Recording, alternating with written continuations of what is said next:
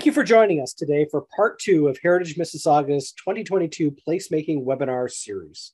We would like to begin with a land acknowledgement. We acknowledge that the land on which we gather today is part of the treaty lands and territory of the Mississaugas of the Credit. We recognize the importance of this land and pay our respects to the Anishinaabe and other First Nations, Métis, and Inuit, past, present, and future. This is the second webinar in our 4-part series, and it features today with Frank Giannone, and the presentation is entitled Port Credit Back to Life. Frank is the president of the FRAM Building Group, a family company founded in 1981, and as a 4th-generation builder, he has spent a lifetime in the construction industry. Frank, I didn't think you were that old. FRAM is involved in residential and mixed-use building projects in Toronto and Calgary, and in Texas and Michigan. FRAM is recognized as a developer of urban villages, emphasizing pedestrian-friendly, walkable communities. Port Credit Village in Mississauga, the shipyards in Collingwood, the redevelopment of the Don Mills Center in Toronto, East Village in Calgary, the North Shore in Irving, Texas, are examples of their work in this area. Family holdings include the Verve Retirement Living, which houses over 5,000 seniors in Ontario, Saskatchewan, Alberta, and British Columbia, where Frank serves as a founding director since 2004. From an industry association perspective, Frank has served 9 years as the Terrian Warranty Corporation member of its board of directors. Frank is also past president of the Ontario Home Builders Association and past president of the Toronto Home Builders Association. Frank is active in his community. He is a founding director of the Port Credit Community Foundation. He acts as an advisory capacity in selection user groups activating Mississauga's Celebration Square, and he is proud to have recently joined the board of directors with Heritage Mississauga. Frank and his family live, work, and play in Mississauga. And with that, we say welcome to Frank Giannone and his presentation, Port Credit Back to Life. Thank you, Matthew. I'm looking forward to this. I know it'll be a good discussion. Let me just set up my share screen. So this question was asked of me a couple of times, is why would I call it back to life? As Matthew had said, I've been a resident here for over 37 years and been active in the community as a business person for now over 20 years. And I know what the 80s and the 90s were like here, what the second half of the 80s and the 90s were like here, went through some tough times. And Port Credit in general has gone up and down in terms of what has brought it back to life, what has hurt it economically. So I start off with the comment from Daniel Burnham, an architect who worked on the Chicago World Fair. Make no little plans, they have no magic to stir men's blood. That's something that will come up again later on, something that maybe just keep in mind as we go through this and what it will lead to in terms of where the future lies. What I'm going to do is I'm going to talk a bit about history going back a couple of hundred years. I'm going to talk about industrial port credit, the regression that I referred to in the 1980s and the 1990s, what triggered a rebirth, the redevelopment strategy that came from those triggers, the community's role, the role of programming, stresses that are created by the rebirth, and what the future, what I see as the future, at least, or what we as a community should be considering as a future. So it's important to know what brings us here and how we should look at it. So pre-colonial port credit, the Mississaugas inhabited the mouth of the credit since prehistoric times. Though they were nomadic, they always came back to the credit's mouth, especially in the early fall with the spawning of the salmon, which was a major food source. When the French traders arrived, they traded with the Mississaugas with their modern European goods for the furs and other native products. And because what the Mississaugas did at the mouth of the credit was very seasonal, they set up the use of credit where the Europeans would trade their product for future payment by the furs and other products that the natives would bring to them. And that's how the name credit came forward and how Port Credit derived its name. When the British came, colonial expansion created a demand for the benefits of the Credit River area and the Lake Ontario shore. This resulted in purchases from the Mississaugas. Initially, the Mississaugas had some protected ownership, and you can see that mile on either side of the Credit River on the map that you have in front of you. There's a blank space between on either side of that, and that was a mile that was reserved for the Mississaugas at that time. Eventually, the benefits of the Credit River area continued to be in demand. Another purchase was made from the Mississaugas, who then were limited to a village where the Mississauga Golf Club is today. And you can see that the village in the bottom right corner was starting to take some shape. The village shape continued to form. This 1987 map shows clearly a recognizable grid with street names that we all know today. Big difference is what you see at the mouth of the Credit in terms of the lack of a harbor, the lack of a marina facility. So very much what it was like before that started to form. Now, Port Credit very early on, the viability of it as an independent, complete community was a product of the strength of its economy based on its port. So over the next 100 years, they were a trading center, they were a shipping center. They had the stone hooking industry that was responsible for much of the stones that were used in downtown Toronto, and it was a fishing center, and it would go up and down economy based on how strong those economies were.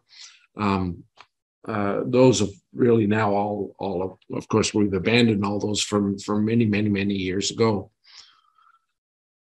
But then industrial port credits started to form.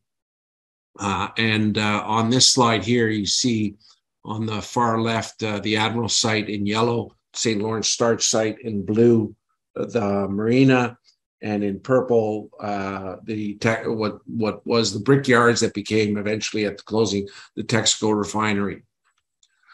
So St. Lawrence Starch was in business, was the first to open up of those, and it was in business from 1890 until 1990. Which at the time it employed 100 people. The Brickyard refinery, first was a brickyard from 1891 until 1927, and then various refineries between 1932 and 1989. This was 79 acres in Port Credit, plus the tank farm in Lorne Park. Industrial Port Credit carried on, oh, sorry, I forgot that is the same slide. The Admiral Inglis site was from 1951 until 1991. It employed 750 people. It was originally a maker of televisions and radios. And then when it was purchased by Inglis, it converted to refrigerators. Port Credit Marina, since the 1800s, it was a shipping hub. It was a boating hub in terms of fishing and that. But it was revitalized in 1961 as a package freight terminal, which unfortunately closed in 1972. So it didn't have much of a very long life. And in 1973 became a recreational facility. When it was run as a freight terminal, it was run originally by CSL, Canada Steamship Lines. Just as a note on Port Credit's municipal status, it was incorporated as a police village in 1909, a town in 1961. When the town of Mississauga was created in 1968, Port Credit stayed independent. And then in 1974, when the city of Mississauga was incorporated, it became part of the city of Mississauga. In the 60s and in the 70s, it was a complete community. It had industry. It had GO Transit came in 1967. The buildings that go back to the 60s were all being formed to add housing into the village. The Vogue Theatre existed between 1937 and 1979. There were restaurants. There was an arena. The existing arena was originally built in 1959. The library was built in 1962. And at the time, all four major denominations of Christian churches were here. Unfortunately, the industry closures with the shipping in 1972, Texaco started winding down in the early 80s, but completely shut down in 1989. St. Lawrence Starch shut down in 1990, a victim of free trade, and Admiral shut down in 1991. There were retail closures that followed that, and that ended up changing the face of Port Credit. Port Credit, and I lived, we moved in there in 1985. Port Credit became a place that really there was no reason to go there. And I'm going to borrow from Michael Speziani's presentation from last week and suggest that at that time there was no there. That's a quote from Gertrude Stein. And it comes into play that, you know, there really was no reason to go into Port Credit. Somebody living here, you know, I can tell you that. But then there were triggers that happened that bring us a rebirth. Center City Capital has to be credited with what it did with converting the Marco Polo into the Waterside Inn. It brought a hotel that people would want to be at. It brought a restaurant that helped bring people into Port Credit. The city has to be given credit for its partnership with the Snug Harbor Restaurant. That again brought people to the waterfront, and they were looking way ahead. And those two things helped us make a decision as a future developer. The city's public marina in front of Snug Harbor also came into play, bringing access to visitors, having a place to boat and quickly get into the village. The city's renovation of the Port Credit Arena was also a trigger, making better places where people could meet, not only attend the use of the arena. And then St. Lawrence Starch got a municipal board decision in 1997, which triggered a rezoning, which through that rezoning and sale brought our company into play. And we then purchased the St. Lawrence Starch site. And I want to talk about how research led our strategy, because it'll come forward in terms of who our buyer was and therefore how that rebirth happened. We looked at comparable studies as we were buying the property in terms of what were there that we could understand out there that would help us determine who the buyer would be and what the interest level would be. We put up a sign immediately after purchasing the property, and within the first month we got 500 people signing up for questionnaires. In those days, the questionnaires were done the old-fashioned way on hard paper. Was a 20-page questionnaire with a lot of information that we were gathering because we really wanted to understand what would come of this. Those questionnaires we broke out of those questionnaire answers into 7 focus groups, bringing in a total of 100 people.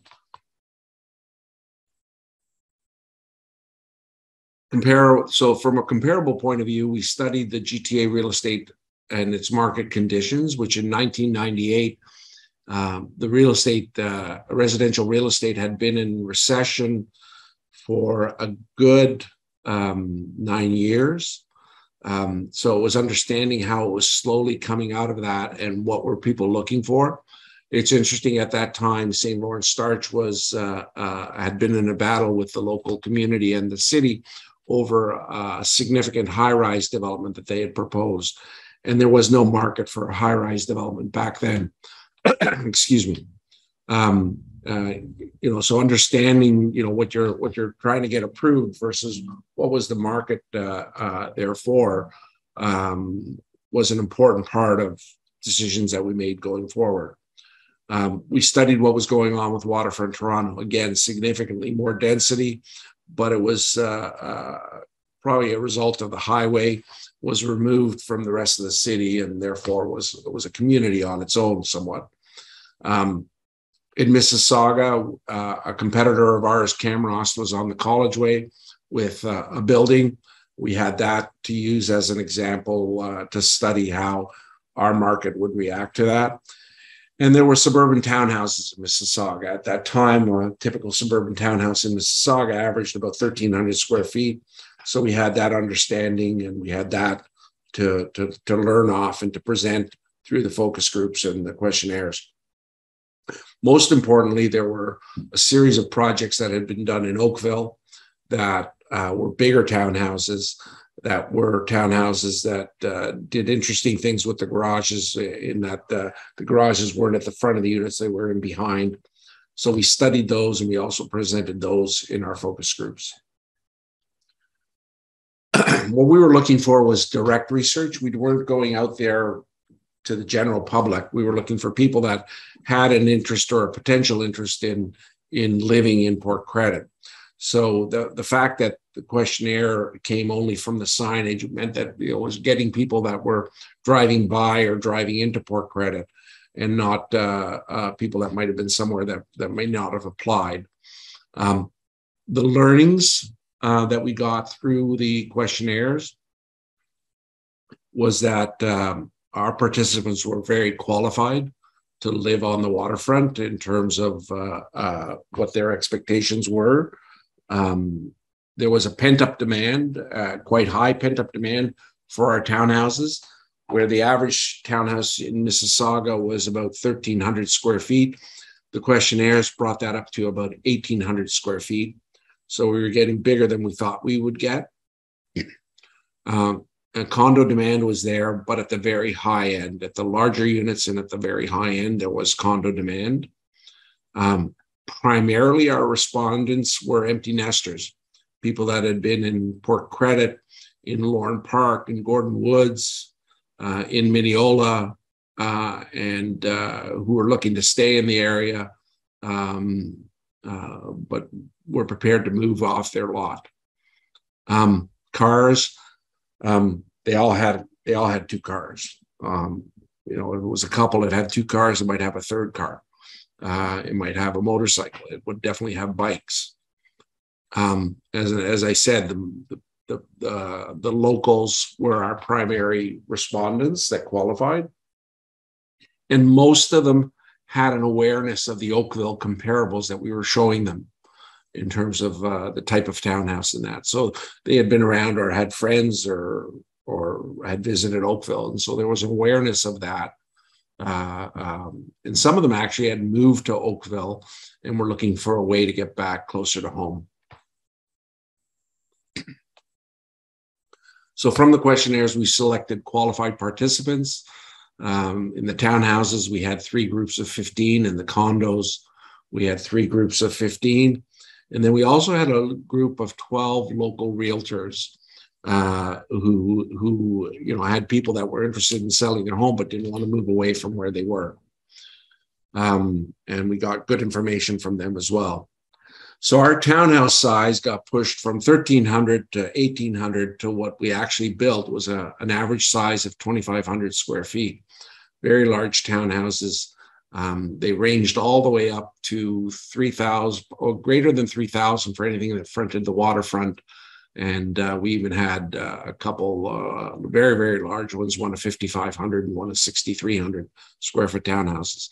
They wanted to live in Port Credit. They saw what could happen in Port Credit because in their mind they had the Oakville downtown. They weren't scared to be here. One of the questions that we asked them was, did you want it to be a private community? Did you want a fenced community? And the great news there is that they felt safe living in Port Credit, that they didn't want that. They didn't want to be seen as elitists. And that's why you have a very open community that's very porous and easily accessible to the waterfront.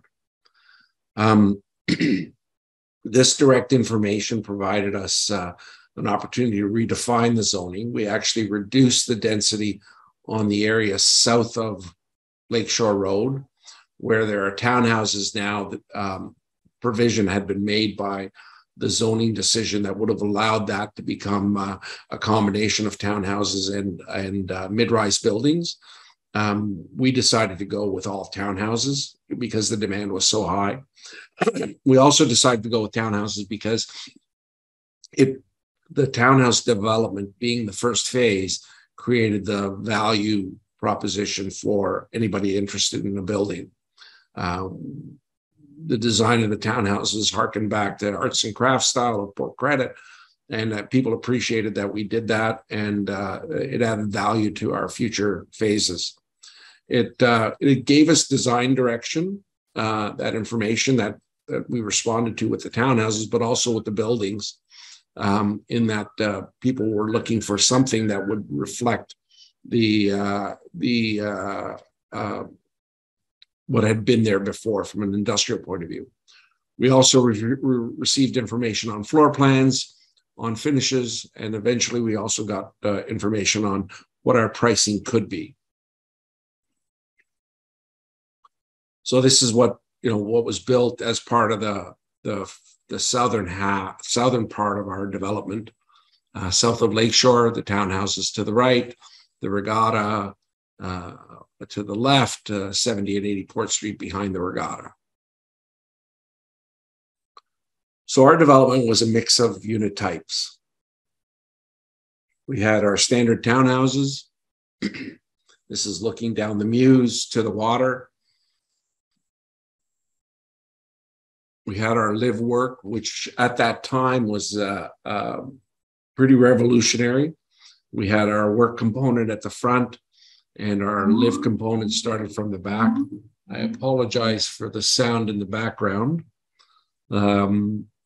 This has been very successful. Again, the strategy was to bring back an industrial look to what actually fronted when St. Lawrence Starch was in operation along Lakeshore Road.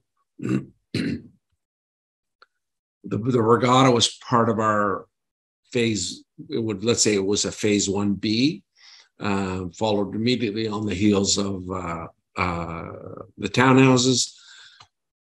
The Regatta is 75 units. The average unit size was an unheard of 1,750 square feet at that time.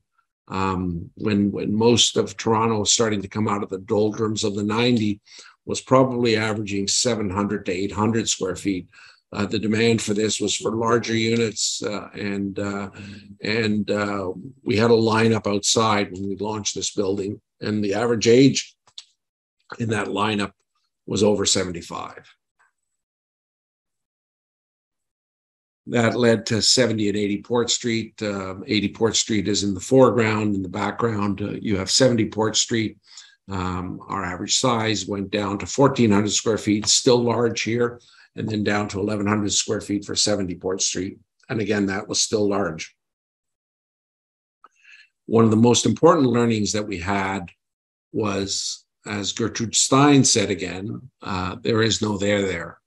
How do we create something that is more than just buildings and townhouses? How do we create something that people would want to come to? People would want to be a pedestrian in the neighborhood that could take advantage of the there.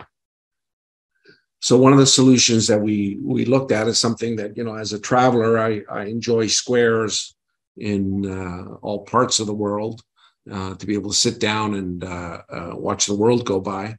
So we created the two squares, the very successful one on Lakeshore Road, with a rolling hill in it, surrounded by patio uses, and then the one on the waterfront, which in this case, you can see in this slide, is busy, but unfortunately that's not the norm. That only happens when the events pay attention to the space and bring the events towards it. And I raise that because in hindsight, it's one of the mistakes that we made, in that the commercial that sides onto the Regatta did not have provisions that would allow food uses and patio uses, both within the zoning and within the condo documents, to allow this to become a bigger square. It's something that we're being very careful with as we continue to develop other properties, not just in Port Credit, but it comes to how you program the spaces around these public places. The good news is it opens it up, as you come down here, Ontario, and cross Lakeshore Road, there's a big opening that opens up onto the waterfront. I just wish it could be more active like the square is on Lakeshore Road. So I talked a bit about programming. Programming has a huge role in how Port Credit has now become a there. It's not just about the buildings. It's about what do you do to bring not only to deal with what the locals and what the new locals have access to in a pedestrian way, but what do you do that brings the rest of Mississauga into Port Credit? So we've played a role in supporting the programming of these spaces. And I have to tell you that the volunteers that run these spaces really are the ones that are the heartbeat of Port Credit. But the Southside Shuffle just passed. It was a perfect weekend. The music on the square on Lakeshore Road has been a steady thing that we've supported for every Saturday and Sunday. Music in Memorial Park, the farmers market, the work that Karen Priest does with the Christmas event. Veg Fest is a regular now here. Arts on the Credit is a regular here. But there are a few other ones that we want to make sure that we bring back. Whether it was because of COVID or whatever reason, the Waterfront Festival is not there, although the Waterfront Festival reinvented itself with the ice sculptures and the Winterfest in Port Credit last year. Movies in the park, we got to find a way to bring those back, the Busker Festival and the Comedy Festival. So these are things that keep Port Credit busy now, really, with a couple of those events throughout the year. And we're going to make it a priority as an individual and as companies that I represent to continue that going forward. So in Port Credit, there is a there now. There are people on the street constantly. There's a burgeoning restaurant, cafe, and patio scene.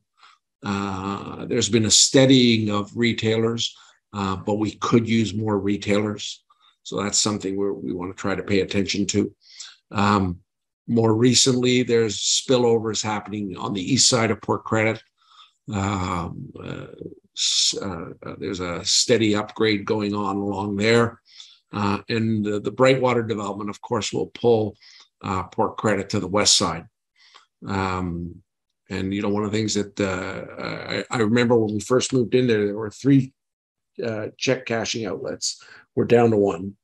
And I see that as positive, although there are many people that still use that product and need that product. But Port Credit's become a busy place, and it's depending on who you talk to, it's either good or bad. So it brings me to my next slide. So Yogi Berra, a baseball player from the New York Yankees, a commentator for a number of baseball shows. His comment was, nobody goes there anymore. It's too crowded. Of course, you have to remember he's from New York. So there's lots of crowds all the time there, but nobody goes there anymore. It's too crowded. So it's an anachronism that again, you need to think about as we go through this presentation and as questions arise. That means people want to be there, and that's why it's too crowded. What is the fine line between scaring people away from coming into Port Credit versus encouraging people to come into port credit. So it is a fine line that we have to be prepared to address as we go along. As port credit became busier and as the stresses of development took hold, the community recognized the fact that people being in port credit will bring more people. And so, how do you become part of the solution? And I have to give the associations credit. They're trying to become part of the solution. They're trying to control the growth pattern and the intensification. And they've recognized that they can't leave it to provincial policies to tell us what we have to be doing. So that's something that, again, we'll talk about more as the future comes forward. But I call them out because they are representing the people who live in port credit in as good a way as they think they can do it in terms of becoming part of the solution. And so Town of Port Credit Association, Cranberry Cove Ratepayers Association, Port Credit BIA, and the Port Credit Heritage District give those volunteers all the credit I can give them. Part of the community engaging in what's going on results in some of the things that we're now starting to see in terms of some give back that's happening and a benefit that's happening from the development. We were challenged by a couple of our community leaders, Mary Simpson and Deb Greenfield, to look at, could we find a way to bring, number one, more art in, and number two, to bring more Indigenous art into the community. And over the last 2 years, you've seen some of this happening. And more recently, the utility boxes on the left in outside Port Credit Arena, the mother and her children in front of our office at the southeast corner of Hurontario and Lakeshore. And for those of you who might be wondering, we had a concern about the root system on that building, so we're restructuring that and reopening that this Friday. And we wanted to make sure that the 2 little children weren't going to be stolen or removed from the site. So all of that's happening, and she'll be back up very shortly. The Port Credit Mural Project with 2 sets of murals, one on the LCBO building and the murals on the Inwell building at the far east end of Port Credit. Those are things that will continue as time goes on. We see the potential, and again, being pushed by Mary and Deb, of an art walk.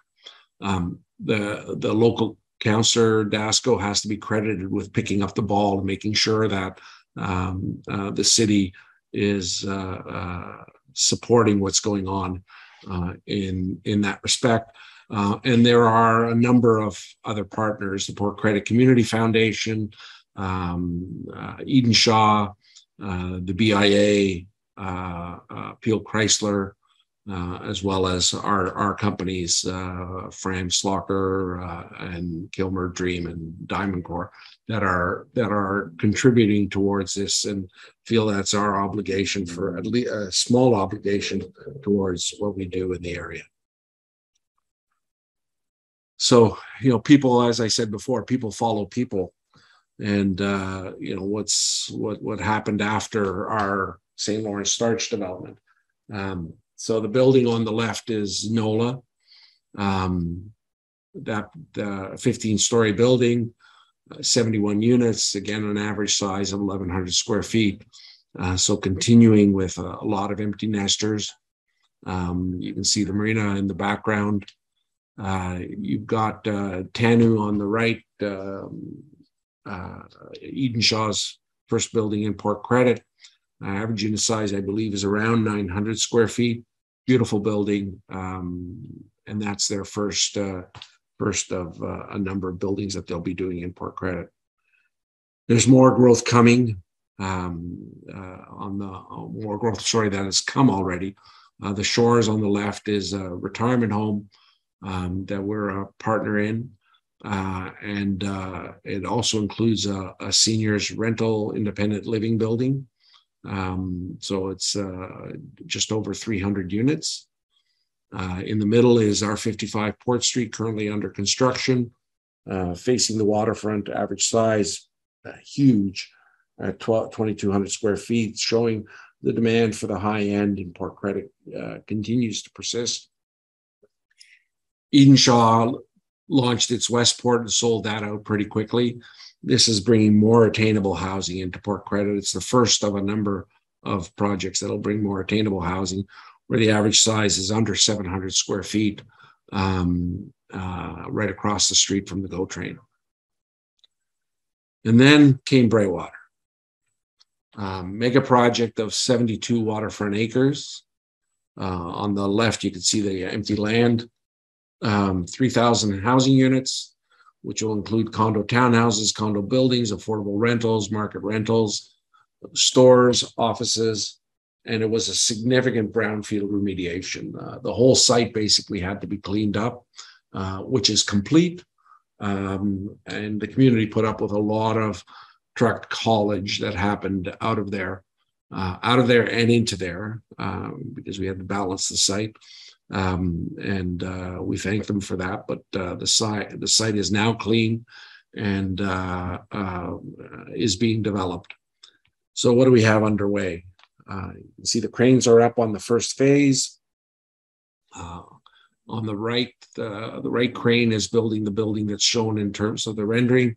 It's a small condominium facing the waterfront with a significant residential podium. A significant retail podium. You can probably already see the height of that. The height on the retail side is important because it ensures that you get tenants that can use that kind of heights in terms of how they present themselves. Sometimes developers tend to make those heights a little bit too low, and it limits who your potential tenant can be. Still in the first phase, our food store, the LCBO at the corner of Lake Mississauga and Lakeshore Road. You can see the square on the bottom left. You can see the restaurants that will face the square. That building will start construction in the next couple of months. It's a heavy timber, so quite the architectural piece that will be built there. Would like to consider a piece of art. Again, you can see how we will set up that square to be used in the wintertime. Brightwater also has an affordable housing project, which has already started construction in that first phase. It's 150 units for the region of Peel. So again, that'll help us from an affordability point of view, which is something that we are really just starting to address now as developers, starting with Edenshaw with their more affordable condominiums and ourselves with the affordable rental. Brightwater also has a number of buildings that, the building on the left is actually sold out. It just started construction. You can see the excavation done there. The building on the right is currently on sale, and that's Bridge House. In the next 2 months, we'll be starting construction on the first 106 townhouses that are on the north west side of the site. And those are sold out. We'll be launching new townhouses shortly. So one of the questions that was asked of me is what's going on from an innovation and sustainability point of view. And I can say that in Port Credit, it's already being led. It's already leading the market. A lot of people don't know that the North Shore building that we did at the northeast corner of Hurontario and Lakeshore is actually a certified LEED Silver building. We did that building as LEED Silver. We didn't even market it that way, but we wanted to make sure that we could achieve that kind of level of sustainability. So our residents there have the benefit of, number one, a LEED Silver building, and number two, it's something that you'll see more and more in Mississauga. The Shores senior building that was just completed is the first large-scale geothermal building in Mississauga. The whole building works with a geothermal field underneath it. And we're pleased with how it's reacting.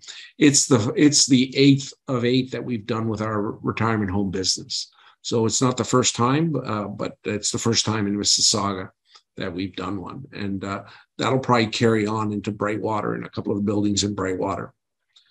55 Port, the building that's currently under construction on Port Street, is an Energy Star pilot project. So we were selected as a pilot for a high-rise, mid-rise energy project that Energy Star was doing. We've done low-rise for Energy Star for years, but this is the first building that we're doing like that.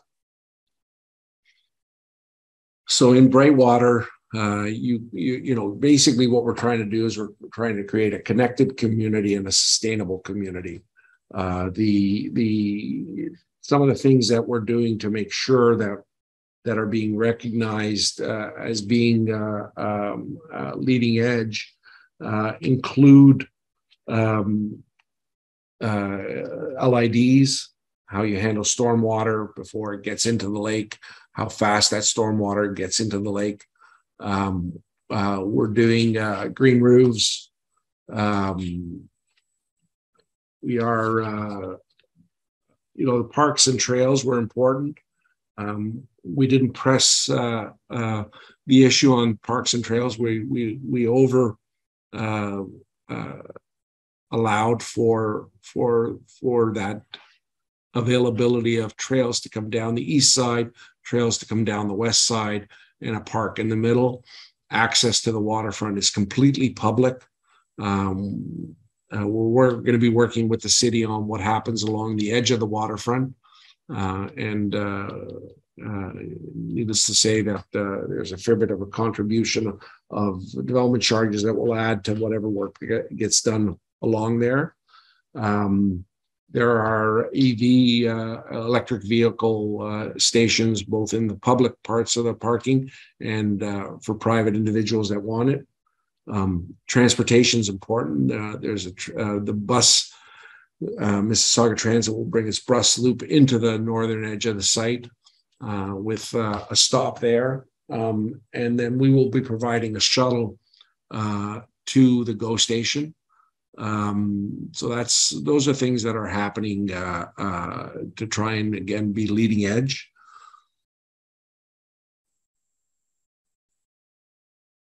So I've got a shot here. So this is something that, you know, if you follow construction, you really have not ever seen something like this.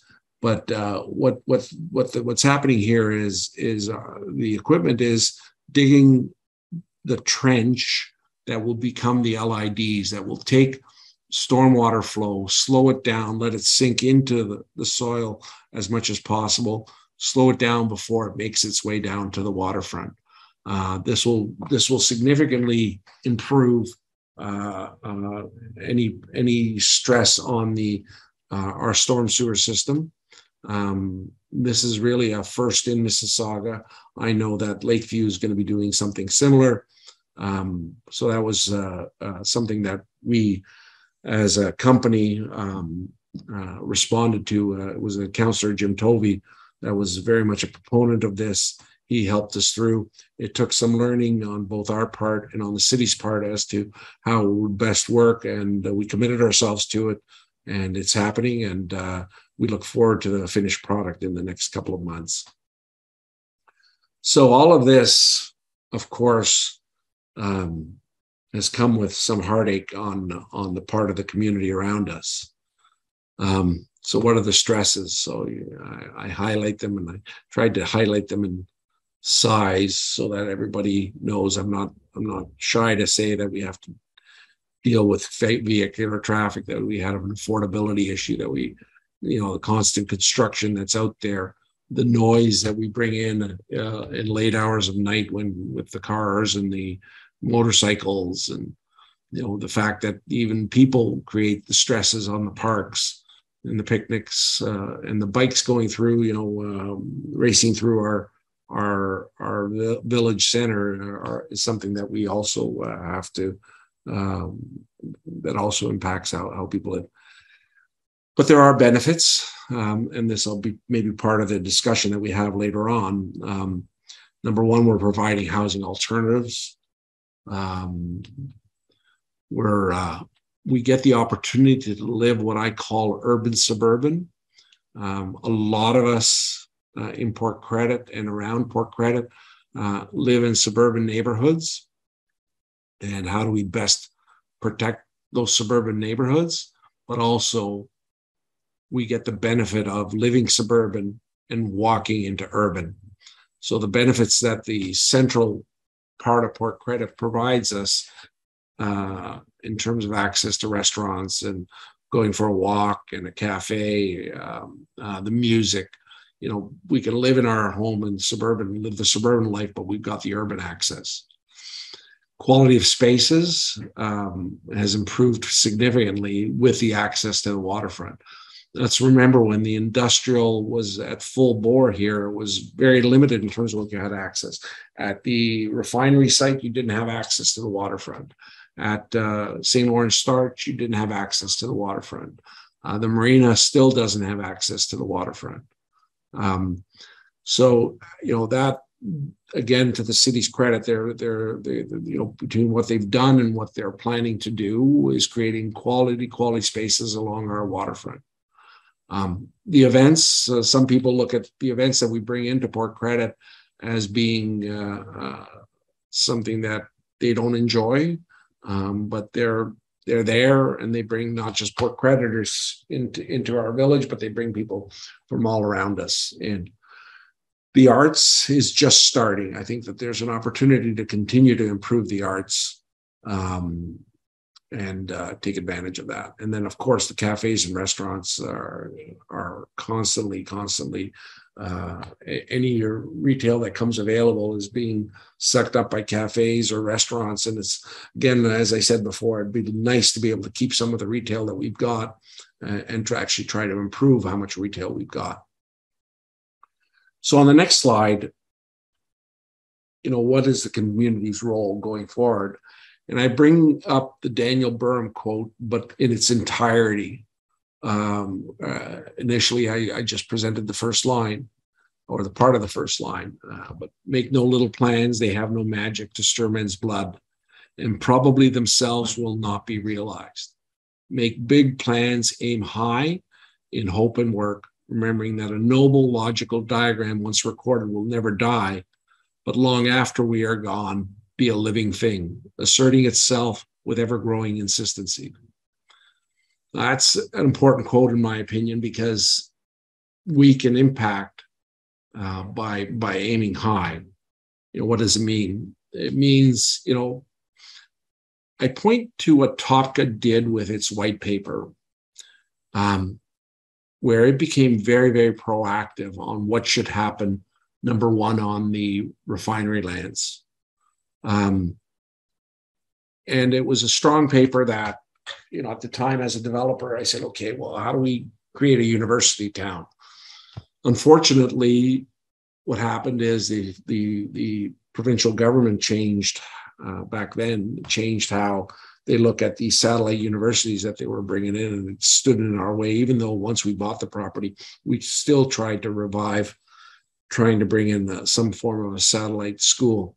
So what our campus becomes still will be changing. But what started there with Topka is a number of other presentations. They got involved, they stayed involved. The other ratepayer associations and the BIA followed suit, and they strengthened how they work with developers that are prepared to work with them. Not all developers understand the role of the community and how the community should be listened to and how you try to evolve with it. But I think that when you compare how active our groups are, which, as a developer that's developed all around the GTA and in other places, it's hard to find volunteers that are as committed as this group of people are in trying to get the right solution done. So it's important that the community continues to stay involved, to control the evolution of port credit, to control its growth, and to control how it reacts to the policies of the levels of government we have to deal with, both municipal and provincial. And then also figures out what's in it for us as residents. And I get to say the us because I'm a resident of Port Credit, but how do the existing residents of Port Credit benefit from what is happening all around us? So we have to get more of the benefits and try to lessen the stresses. It's something that's incredibly hard to do, but the pressure is going to continue to be there just because we are where we are on a GO station, on a very active neighborhood in the city of Mississauga. So what's next? So another Yogi Berra quote: "The future ain't what it used to be," which is interesting because he's looking backwards and saying, "Well, I was happy with that. I don't know if I'm going to be happy with what's coming forward." So again, I'm going to lay out specific projects, but it's trying to figure out what we have as a plan going forward. We have to look at the bigger picture, and how we look at the bigger picture. I'm prepared to help with how that gets done, and prepared to help with the community as it organizes itself. But we have a presentation already that's been in front of council. On the left side, our 10 West development at Highway 10 and Park Street. Some people have already seen on the right side the proposal that's just started to make its way through the process for the redevelopment of the No Frills site. We don't call it No Frills anymore. We call it 42 Port Street. And you can see that it has a strong commercial presence along Lakeshore Road with the historic house where Archway is right now, still in place, and set back quite a bit off of Lakeshore Road. We also have Councillor Dasco recently announced the artificial ice skate path. I don't think it's proposed anymore. I think it's happening, and they're trying to have it done by the end of next year. So we've got it in use in the winter of 2023. So that's something I'm looking forward to. Again, it activates the community, not just limited the activation to the summertime, but we get some activation in the wintertime. On the lower side, you can get an idea of the scale of this image. This was a test that we did for video projection murals.